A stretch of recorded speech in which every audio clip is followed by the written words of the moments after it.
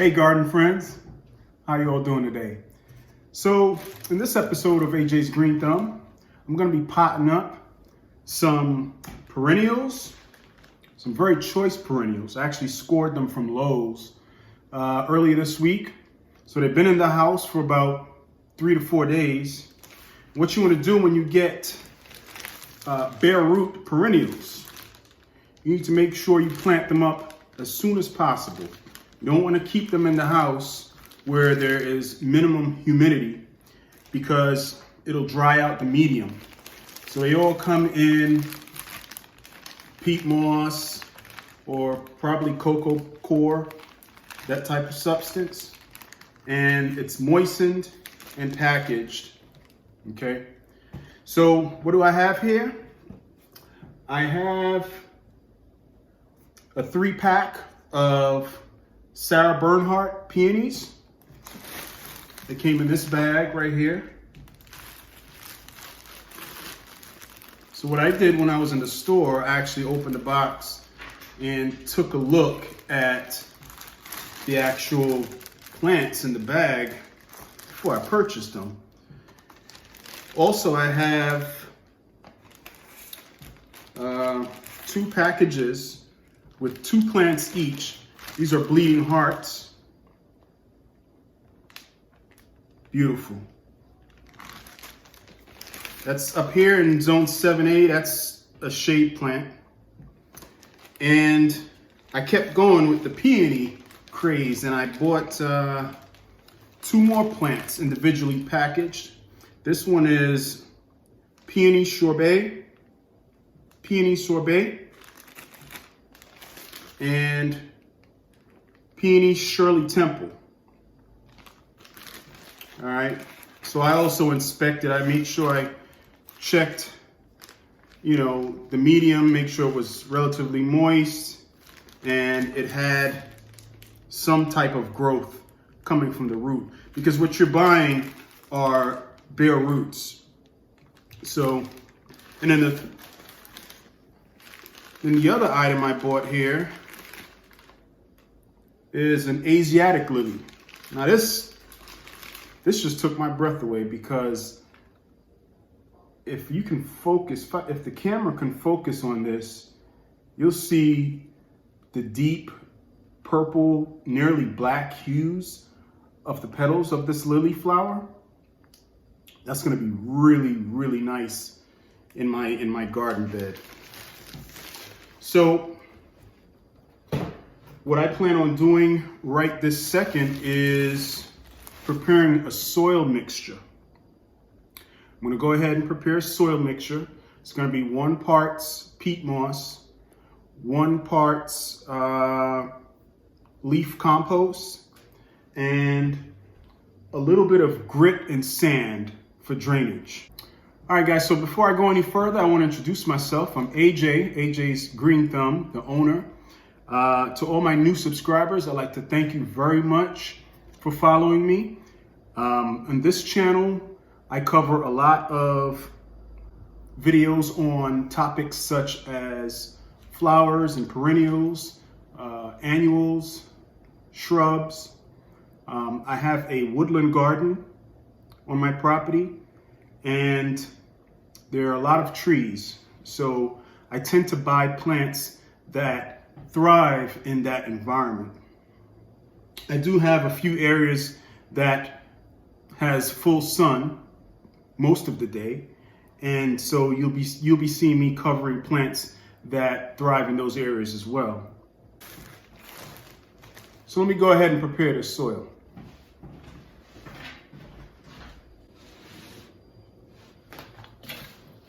All right, guys, so check out this mix I have right here. It's got Leaf Grow, which is a commercial local product that's composed of composted leaf and garden waste. It also has bits of perlite and vermiculite. It also has peat moss. Not sure if I said that already. It's also got bits of grit and sand, all to promote drainage. So I anticipate probably another month to 6 weeks of relatively cold winter weather, where there's obviously going to be a danger of a frost or a deep frost. So even though we're all eager right now to get outside and, you know, the temperature is indeed warming up a bit, you can't be fooled when it comes to these plants, these tender perennials that have not been hardened off properly. So in this case, these bleeding hearts, they need it to be relatively warm before they go in the ground. So I got to make sure I have a very nice, rich, well-drained potting mix that they're sitting in until that time comes. Also, the peonies don't like heavy soil. So I want to make sure that this soil is rich enough and it's light enough so that the peonies will be comfortable for the next several weeks before I plant them out into the landscape.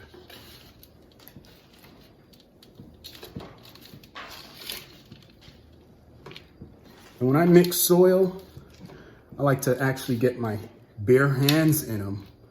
I like to actually get my bare hands in it so I can actually feel the particles.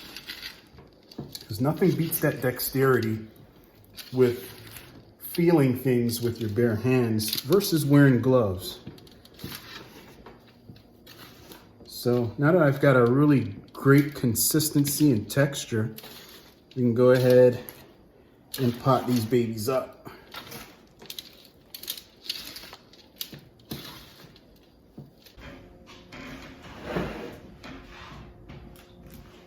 Okay, so I added a little extra bit of leaf grow compost to the mix.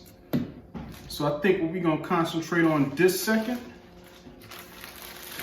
are potting up the peonies. I got an endless supply of plastic pots out there, which is why I need a potting shed to store all of them. So we'll start with the Sarah Bernhardt. So this variety has double, triple, and quadruple petaled flowers. Very detailed. It gets to be close to 3 feet tall and 2.5 feet wide. So you plant it 6 inches deep.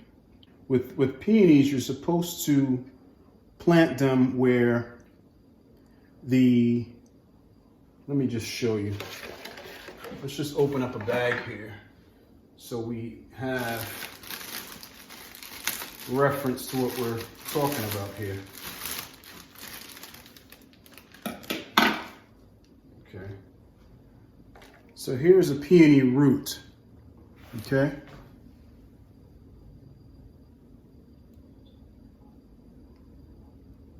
It's very dense.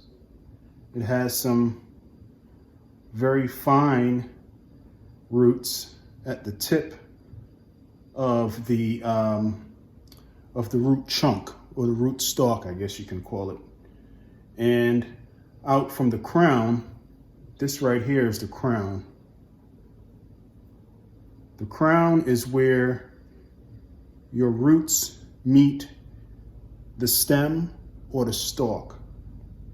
So this right here is your crown. So when you're planting peonies, you want to make sure there is roughly 1 to 2 inches of soil just above the tips of the leaves. So you want the leaves to basically be under 2 inches of soil from the surface. Okay. Set this aside. Fill my container.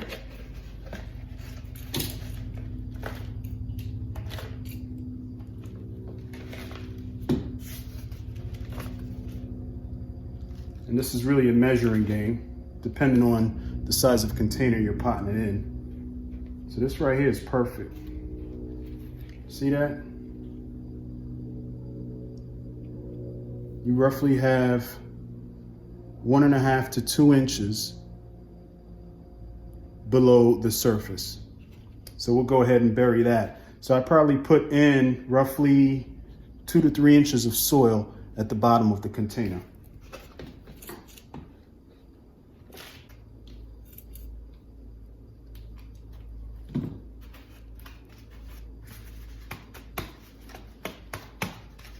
Tamp it down a little bit to get everything to settle out.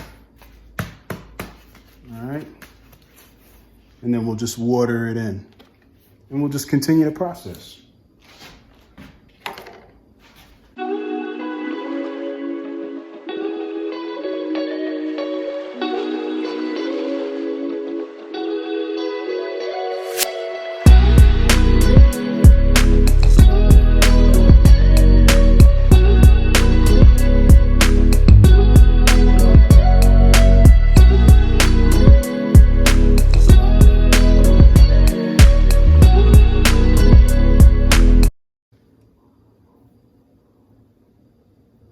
I mean, look how thick these roots are.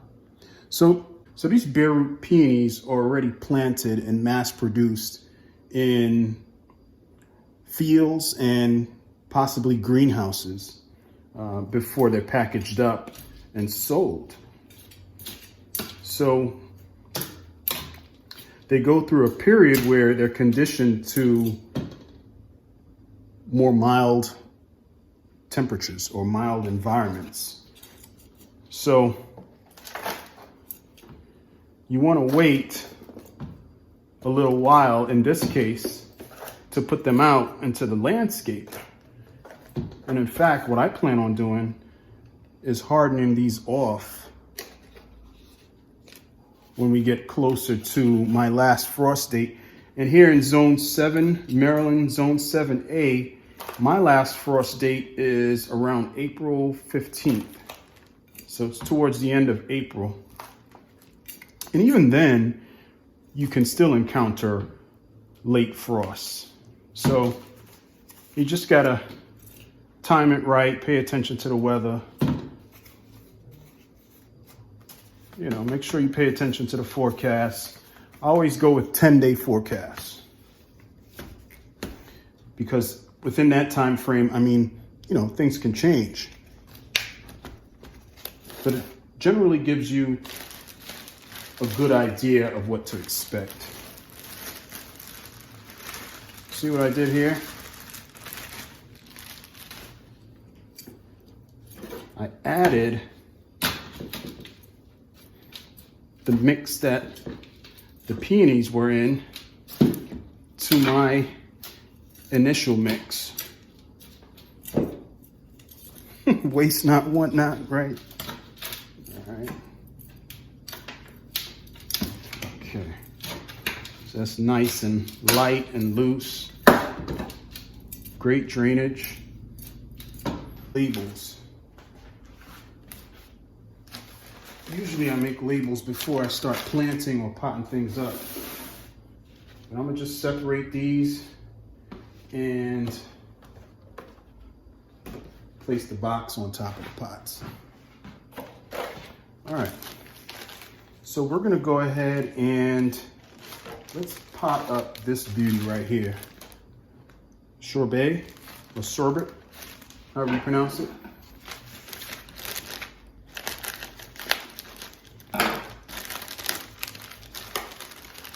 These are really nice, healthy roots. Still relatively moist. You still see the little aerial roots. That tells you that you're dealing with a healthy bare root. You got pink, swollen pink leaf buds. Yeah, these are pretty healthy.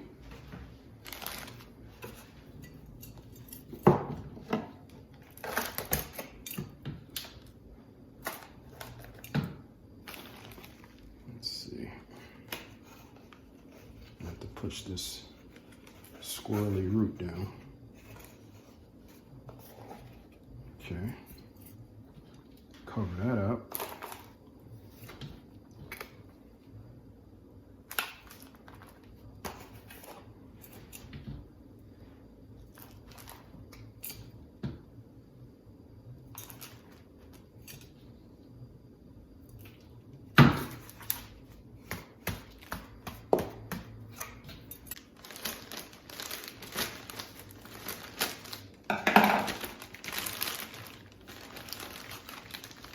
Very healthy roots.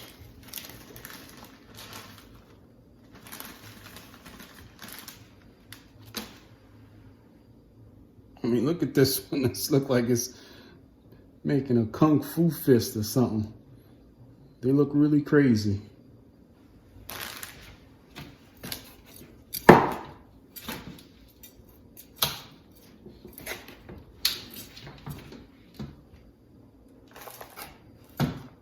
Alright. I think I put a little too much in there. Yeah. This one is shaped really weird. There we go. You know, kind of press it down in there. Don't be afraid.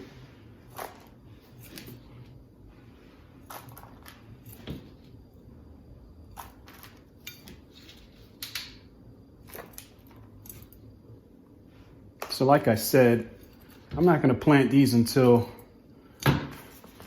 any chance of a late frost hits us, because I want the best success rate for peonies. Do you know a fun fact about peonies? Some of them live for 50, 100 to 150 years under the right care. A lot of these are heirlooms or passed down from generation to generation.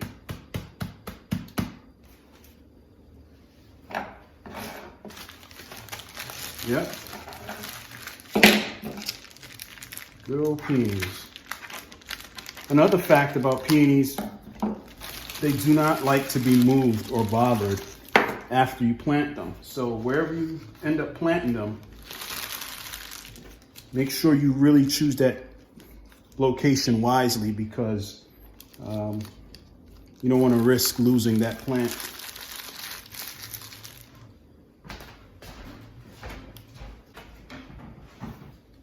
Right now, I'm going to go ahead and thoroughly water these in and sit them downstairs in a storage room I have where it's not heated.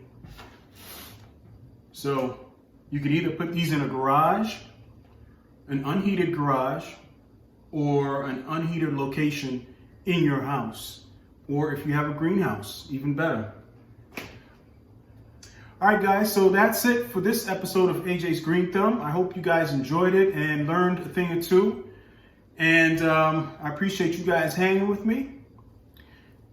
And see you in the next video. AJ's Green Thumb. Take care.